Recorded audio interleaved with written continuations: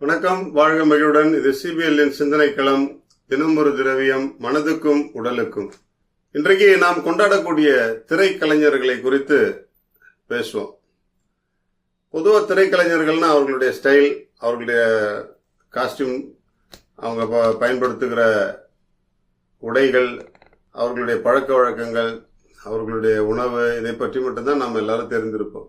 ஆனால் திரைக்கலைஞர்களிடம் ஒரு மிகப்பெரிய ஒரு செயல்பாடு ஒளிந்திருக்கிறது. அதை நாம் ஃபாலோ பண்றோமா அப்படிங்கறத கொஞ்சம் யோசிச்சு பார்ப்போம். ஒவ்வொரு திரைக்கலைஞரும் ஒரு பெரிய டெடிகேட்டர்ஸ், அர்ப்பணிப்பு உணர்வு உள்ளவர்கள் தான்.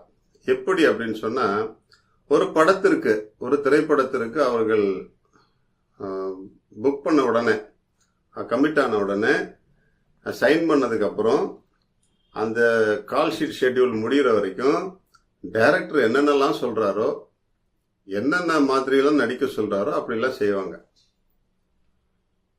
அவர்களை எப்படிலாம் வேஷம் தரித்து நடிக்க சொல்கிறார்களோ அதெல்லாம் செய்வாங்க.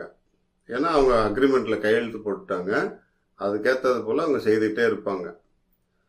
இந்த ஒரு அர்ப்பண உணர்வு தான், அந்த அர்ப்பண உணர்வில் அதிகமாக அக்கறை செலுத்தக்கூடியவர்கள் தான் மிகப்பெரிய நட்சத்திரங்களாக வலம் வருகிறார்கள். அவர்களுடைய ஆக்டிங், மற்ற டப்பிங், எடிட்டிங் என எல்லாத்திலையும் அவர்களுடைய செயல்பாடுகள் மிக முக்கியமாக இருக்கும். மிக சிறப்பான நடிகர்களை கொஞ்சம் உற்று நோக்கி பாருங்கள்.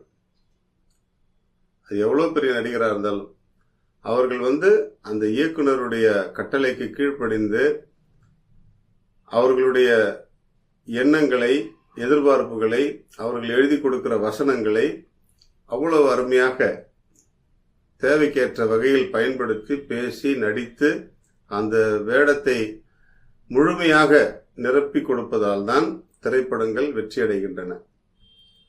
அவர்களிடத்தில் மற்ற எல்லா பழக்கங்கள், எல்லா விதமான பிரச்சனைகள் இருந்தாலும் அந்த நடிப்பு என்று சொல்லப்படும் பொழுது அந்த அர்ப்பணிப்பை அவர்கள் முழுமையாக கொடுக்கிறார்கள். நாம் செய்யக்கூடிய தொழிலில், நாம் செய்யக்கூடிய செயல்பாடுகளில், நாம் படிக்கக்கூடிய படிப்புகளில் எவ்வளவு அர்ப்பணிப்போடு செய்கிறோம் என்பதை கொஞ்சம் சிந்தித்து பார்ப்போம்.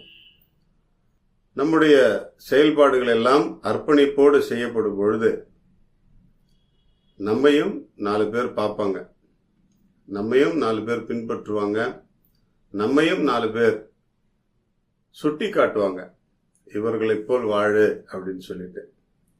நடிகர்களை பார்த்து மட்டுமல்ல, அல்லது ஒரு விளையாட்டு வீரரை பார்த்து மட்டுமல்ல, நம்மையும் பார்த்து 4 பேர் மகிழ்ச்சியோடு சுட்டிக்காட்ட வேண்டும் என்றால் அர்ப்பணிப்பு மிக அவசியம் என்பதை உணர்ந்து கொள்வோம். அர்ப்பணிப்பின் அடையாளமாகி போன பலரை பற்றி தினந்தோறும் சிந்தித்து பார்ப்போம். அந்த பலரில் நாமும் ஒருவராக இருந்தால் நமக்கும் மகிழ்ச்சி தானே. வாழ்க மகிழ்வுடன்.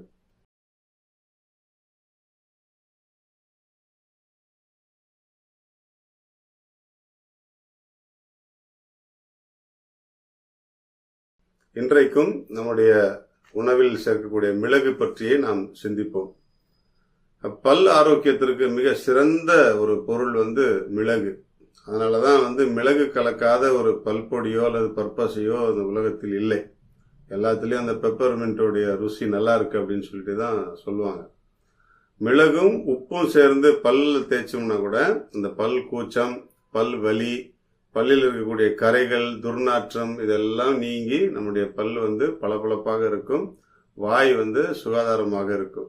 எனவே மிளகை நாம் இன்னும் அதிகமாக பயன்படுத்த முயற்சி செய்வோம். மிளகு இருக்கக்கூடிய பொருட்களை அதிகமாக பயன்படுத்தி நம்முடைய வாழ்க்கையை ஆரோக்கியமாக பேணுவோம். வாழ்க மகிழ்வுடன்.